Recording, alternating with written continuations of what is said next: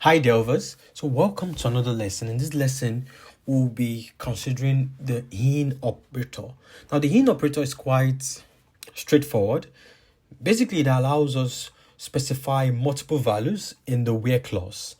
It's like a shorthand form for writing multiple or operator in the where clause. So let's just have a quick example. So let's say, as usual, select all. So we just have a look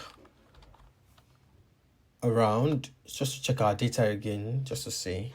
So select all from supermarket. Yeah, then after just load that up again. So it comes up with this. So let's say, for example, we're filtering on let me see something that makes it easier for us.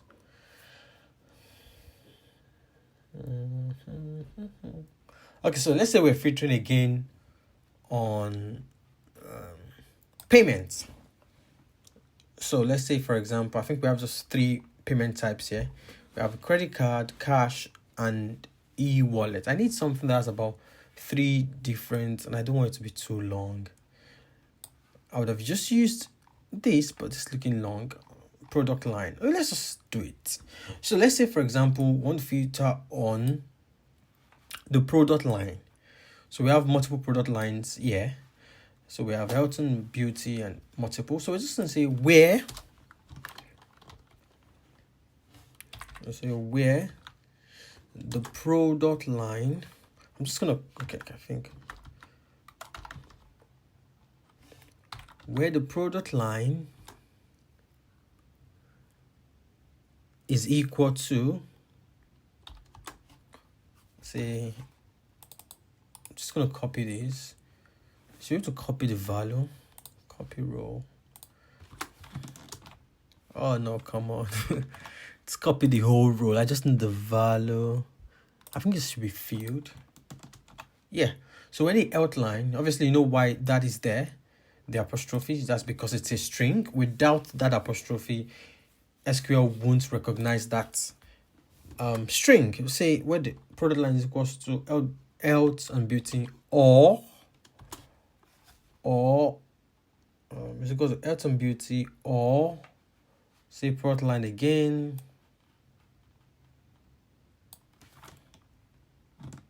I'm just gonna copy everything again. So product line again is copy now, just getting, but that's the point though. Or let's say also want to check, I think we checked health and beauty. So I want to check sport and travel also. So I'm just gonna paste that there. Then let's say I'm just gonna capitalize this and let's say or again. So I'm just gonna copy that. Paste that. Now that's getting long, but yeah, that's the point. Or let's say health and lifestyle. So I'm just gonna. So in other words, what I've written here is I want what the data I want to be returned here would be. I'm no, sorry, I don't need this. Why is this there? I'm just gonna get rid of that quickly.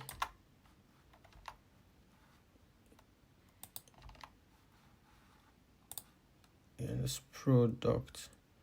Yeah, so because this has a space in between, SQL sometimes struggle to identify that. So I'm just gonna add this backlash there so that can be recognized. Yeah. So where the product line is equals to this or this or this. If I run that quickly. Now he's brought just health and beauty, and that's because it's just fulfilled just this query. So what I'm gonna do, so it recognizes exactly, it's just gonna add it on back. And then yeah, so that should work then. Load that. Yeah. So we have the other conditions now being fulfilled.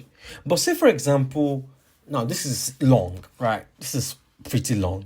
So say, for example, this is the same thing I want, but we use the in operator. So as I said earlier, the in operator helps us. It's like a shorthand form for the or operator. So I'm just going to say product line in. I'm going to replace that with in.